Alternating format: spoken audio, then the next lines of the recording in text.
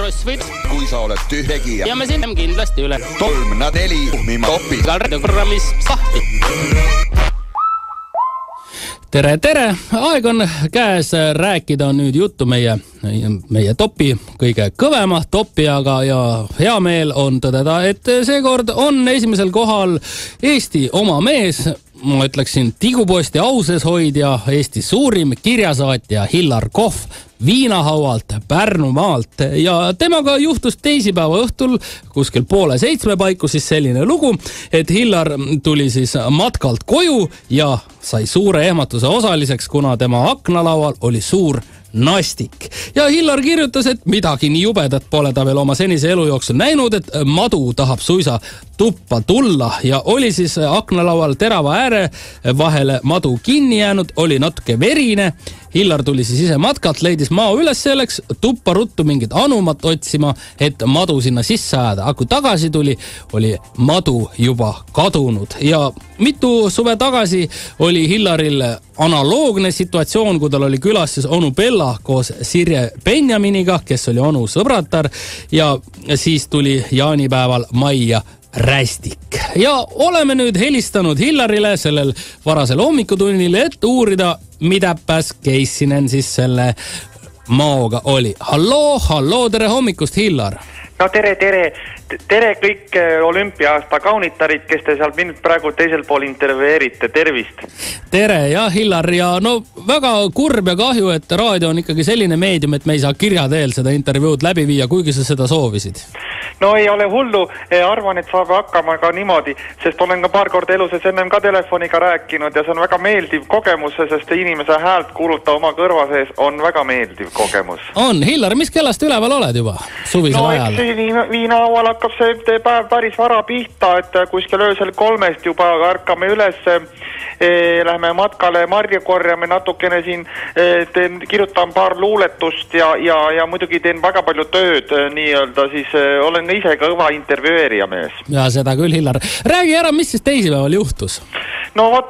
No täiesti selles mõttes, et olen siiamaani natukene käed värisevad ja jalad värisevad ka, et mul on 3 numbrit suuremad sandaalid jalas, need kippuvad nüüd jalast ära lendama, seepärast, et jalg niimoodi väriseb all.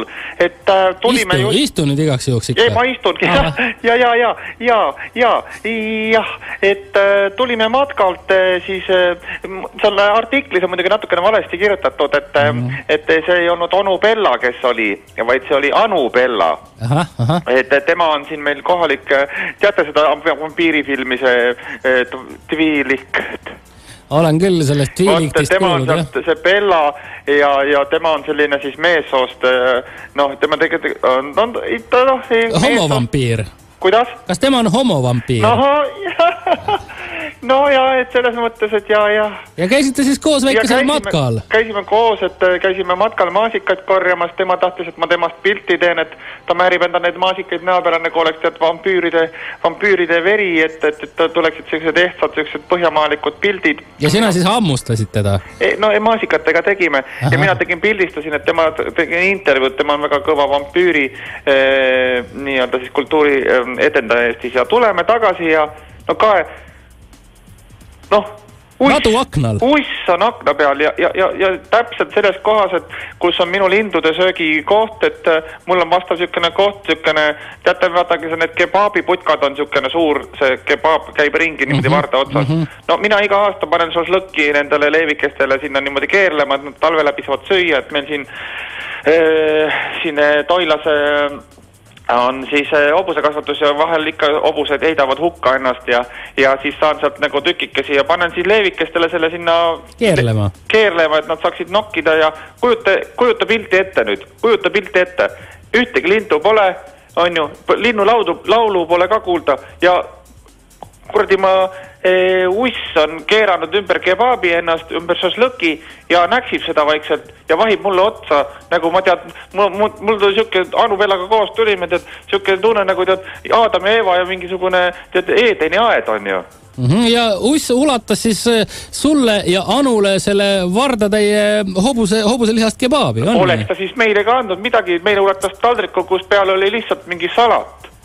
kogu lugu. Kogu lugu, et selles mõttes natukene läksin närvi ka, et no ikka. No, et mis mõttes nüüd selline asi, et ei ole ju sellist kokkulepet olnud mul siin loodusvaimudega, et nad nüüd siis niimoodi saadavad mulle mao, et noh, natuke ehmusin ära ka, et kas olen midagi valesti teinud, kas olen eksinud mingi kosmiliste seaduste vastu või niisama midagi. Karma, Hillar, see on karma. Ja, et äkki astusin karma peale või midagi, või noh, äkki mingi karm on toidu sisse sattunud, mille loomadele panen või midagi, noh, ütleme mingi siuke jama.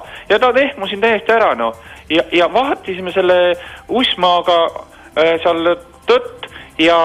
Kas ta hakkas sind ära hüpnotiseerima ka ikka? Ja, võt, täpselt, mul oligi siuke tunne, et mul hakkasid mingid imelikud mõtted peas, mida mul tavaliselt nagu ei ole ja siis vaikselt nagu Anu nagu kõrvalt müksas mind, et ma juba olin vaikselt, ütles, et mul olid silmad juba pahupidi peas, vaikselt ümisesin väga vale viisiga Anne Veski lugu, mis noh, tavaliselt ei ole ka ei ole üldse minulik, et ma nii vale viisiga laulan. No sa oled ikkagi korralik ja hästi laulda. No muidugi, ja olevat täiesti valesti hakanud laulma valede sõnadega Roosia ja kuningannat ja noh, täiesti... Enne kuulmatu. Ongi, ja tundsin, et olen hipnoosi all ja siis nagu Anu nõksas kõrvalt ja siis nagu sain aru ja läksin kohe kiiresti Anumat tooma. Ja tulid Anumaga tagasi ja tutkid pratt, madu läinud. No vot, läinud. Ahju alla. Ja veidike on selline tunne, et äkki see ei olnudki nagu päris.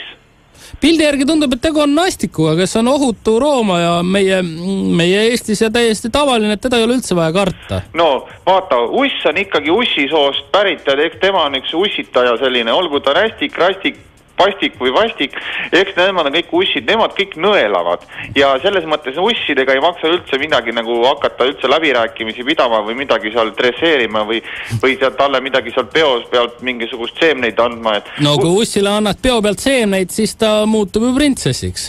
Tead, mina sul ei ole printsessiga midagi. Ei oli midagi siin, et jah, et ma rohkem olen siuke konnasuudleja mees. No, oled mõne printsi saanud ka endale? Siiamaani veel ei ole. Täna on rahvusvaheline suudlemispäev, Hillar. Ja tean. Et oled juba käinud oja ääres ja konnad läbi suudel. Olen kõik kullesed suust läbi lasknud. Väga tore. Eks see prints, ma ütlen, üks päev ma lähen sinna hommikul sinna allikaarde, kus need kullesed on ja sealt kerkib üks noormees üles, kes aitab mul neid, noh, mul vaata, tead, mul on suur talu, et vaja ikka abi. Ja ega vanaduspõlv on tulemas. Lähed ühel hommikul jõe äärde, suudled ja klõpsti Aadama ülikonnas prints ootab kivi peal ja tahab kohe annad hangu pihku ja heina viskama. No nii see elu on planeeritud mul ja eks vaata, kui sa midagi väga tahad, siis sa midagi väga saad, nagu mul on kombeks nagu öelda, mis on väga ilusasti öeldud tegelikult.